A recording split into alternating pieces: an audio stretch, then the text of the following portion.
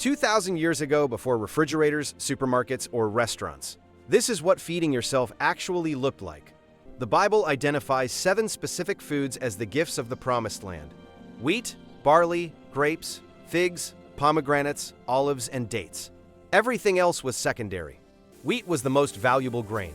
But most ordinary people never ate wheat bread. Wheat was expensive. Wheat was for the wealthy. Barley bread was the bread of the poor.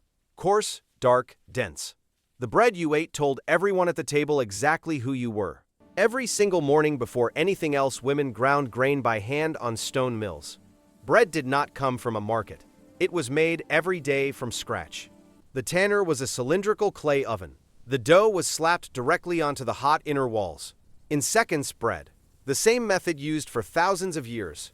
Torn flatbread still warm from the oven, dipped in olive oil. That was breakfast. That was lunch. That was the foundation of every single meal. The olive harvest was the most important event of the agricultural year. Entire families worked together for weeks. Without olive oil, nothing in the kitchen worked. The finest oil, the first cold press, was the most valuable. It was used for cooking, for lamps, for medicine, for ritual. Olive oil was the gold of the ancient world. Olive oil lit your home. Olive oil cooked your food. Olive oil anointed your kings. No other substance touched more parts of daily life in the ancient world. The grape harvest was a celebration. Everyone stopped working and went to the vineyard. It was the most joyful season of the year. Workers trod the grapes barefoot in stone presses carved into the bedrock. The juice ran down channels into collection vessels. The whole village could smell it. Wine was not a luxury. It was safer than water. Everyone drank it, diluted with water, children included. It was on every table at every meal. Figs appear more often than any other fruit in the entire Bible. Sweet, filling, and they could be dried and stored for months. They were comfort food and sacred food. Dried figs were pressed into cakes for storage and travel. When David was starving and exhausted, someone gave him a cake of figs. He revived immediately. The pomegranate was so sacred in ancient Israel that its image was embroidered onto the hem of the high priest's robe. This was not just fruit, it was theology. Date palms provided the sweetest food in the desert world. The Promised Land itself was sometimes called the land of date palms. Jericho was called the city of palms. There was no sugar, there was only honey. And the Promised Land itself, the highest compliment God could give, was described as a land flowing with milk and honey. This is the meal Esau traded his entire birthright for: a bowl of red lentil stew. He was hungry enough that the birthright of the firstborn son felt like a fair price. For most families, most days, dinner was legumes, lentils, chickpeas, fava beans. Simple, filling, and the same meal eaten by rich and poor across the entire ancient world. The Passover lamb had to be perfect, no defect, no broken bone. Selected 4 days before, kept in the home, known personally before the sacrifice. The disciples of Jesus were professional fishermen. This was not a hobby, hauling nets in the dark before sunrise. This was how they fed their families. Fresh fish spoiled in hours in the heat, so they salted it and dried it. Dried fish from the Sea of Galilee was sold and eaten across the entire Roman Empire. Fish sauce, garum, was the ketchup of the ancient world.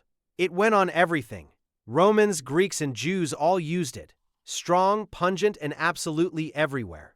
When the Israelites were hungry in the desert, they didn't cry for meat. They cried for cucumbers, leeks, onions, and garlic. Vegetables were not boring. They were home. The bitter herbs of the Passover table were not decorative. They were mandatory. Every bite was designed to make you physically taste what slavery felt like. This dark paste of fruit and nuts represented the mortar Hebrew slaves used to build Egypt. You didn't just remember the story. You put it in your mouth and chewed it. For 40 years in the desert, God provided bread from the sky every morning. You could only gather enough for one day. The lesson was built into the food itself. Trust me again tomorrow. The people demanded meat, so God sent quail, thousands of birds falling into the camp at twilight. They asked for meat. They got more meat than they ever wanted. Goat's milk, sheep's milk, fresh white cheese. The pastoral life of ancient Israel was built around these animals. A man's wealth was counted in his flocks. Jesus specifically mentioned dill, cumin, and mint in his teachings. The Pharisees were tithing their spice gardens down to the last leaf. Spices were valuable enough to argue about. Salt was so essential that covenants were sealed with it.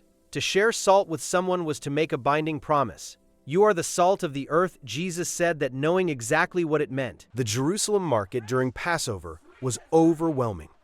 Merchants from every corner of the known world, every food imaginable, and 3 times a year, every Jewish family was required to be there.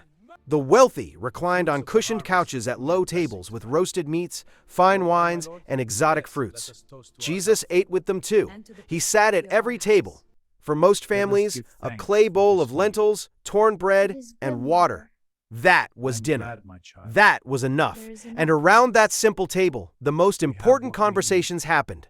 The host ran out of wine at a wedding feast, a social disaster. Jesus turned 6 stone jars of water into wine. The master of the feast said it was the best wine of the evening. 5 loaves, 2 fish, 5,000 people. The disciples said it was impossible. Jesus said, "Sit them down." And somehow, everyone ate. And there were 12 baskets left over. Every item on the Passover table had a meaning. Nothing was decoration. The food was the sermon. You didn't hear the story of the Exodus, you tasted it. He took the bread. He gave thanks. He broke it. 4 words repeated every week in churches around the world for 2,000 years, still pointing back to this table. After the resurrection, Jesus cooked breakfast for his disciples on the shore. Fish on a charcoal fire. Bread. Come and eat. The most ordinary meal, and the most extraordinary. No gas stoves. No timers. No measuring cups. Just clay pots, iron tools, a fire, and hands that had learned by watching their mothers, who had learned by watching their mothers. 2,000 years later, we still break bread together. We still share a table. We still pour wine for the people we love. Some things do not change, and perhaps they never should.